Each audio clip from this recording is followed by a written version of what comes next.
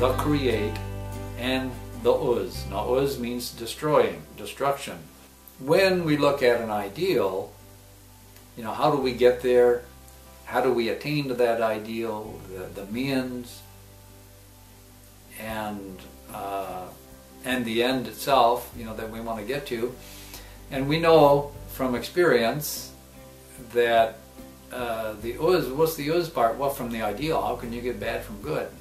Because if you have too much of a good thing, if you have too much sugar, it'll turn your stomach sour, it'll make you sick. And so there's always a balance that has to be understood where it is. When we look at a social order or whatever it is that we're looking at for prophesying purposes, and we look at it and we wonder, well, all right, well, where is this social order going? And how's it going to end up? And so we look at the ideals of that social order.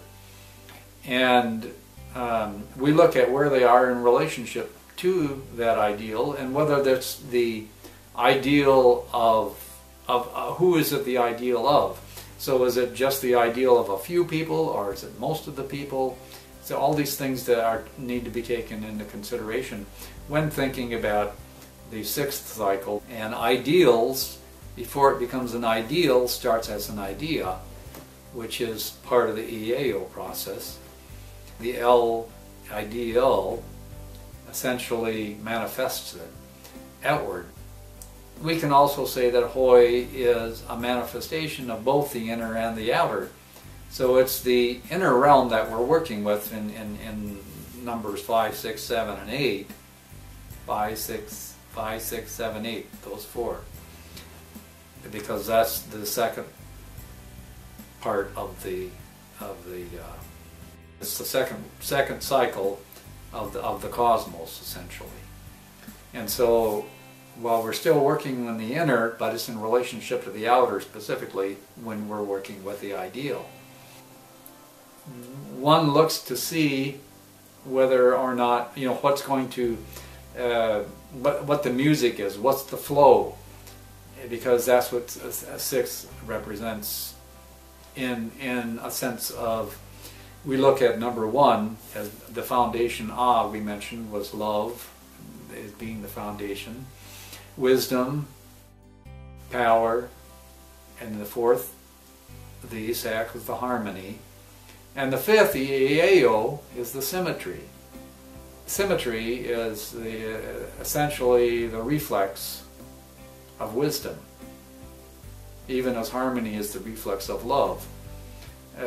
Another way of saying this is that love is like the personal aspect of it, the engaging aspect, and harmony, it's the opposite side of the coin, so to speak, or the other end of the continuum. It's like its reflex. It's like the impersonal love, an expression of the impersonal love. And so symmetry is, we might think of it as being the impersonal aspect of wisdom. Because wisdom, or wise dominion, is exactly that. How do we proceed wisely?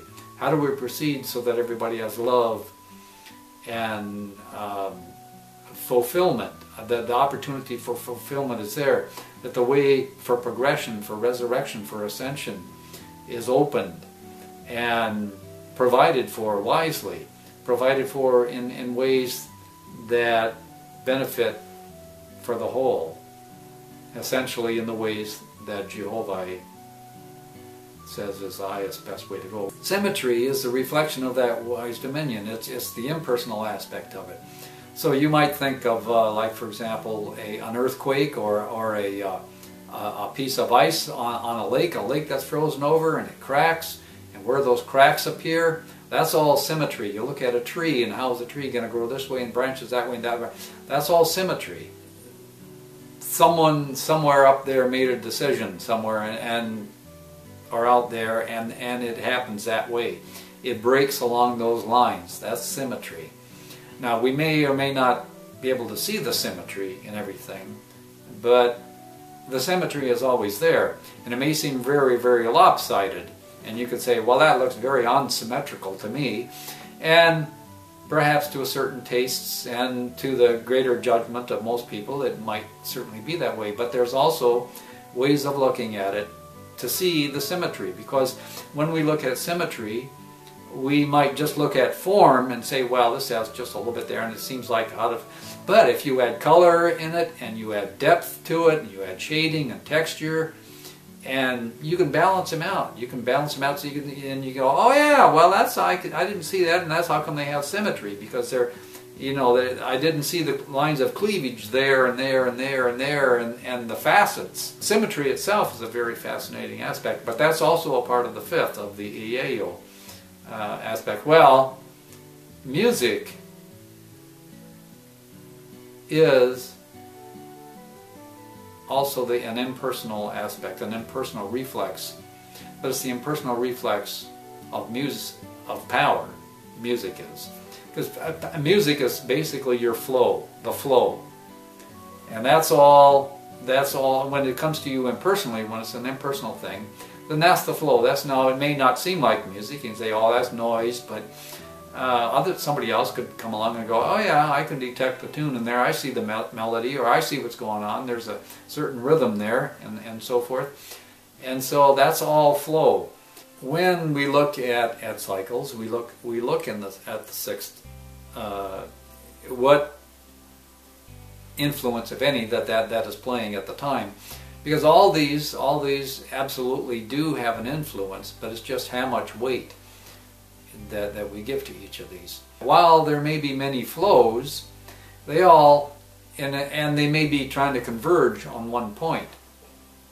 And how are they going to interact, and what's going to be the outcome of that? And that's part of the things that cycles can help with, and we can also learn from music itself, from the study, the theoretical study of musical instrumentation, and the theory of music, and symphonies, and different types of tones and colors and so forth. The timbres and voices. It can all be very educational and applicable to prophecy purposes.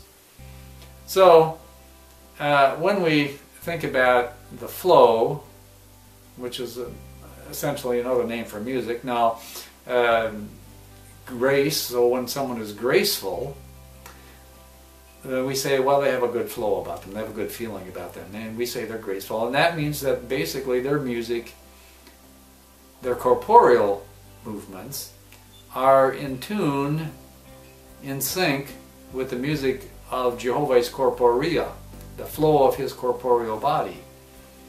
And so that's why they're graceful. It was one of the things that was taught. This was taught all the way back at the time of Apollo, when man was taught harmony, symmetry, and music.